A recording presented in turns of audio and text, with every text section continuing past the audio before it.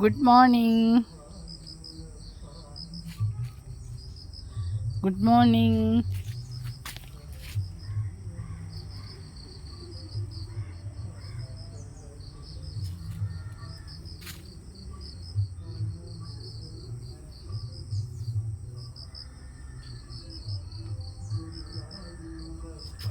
Good morning.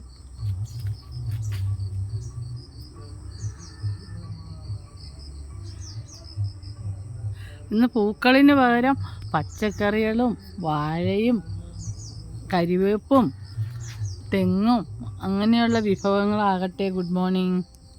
Good morning.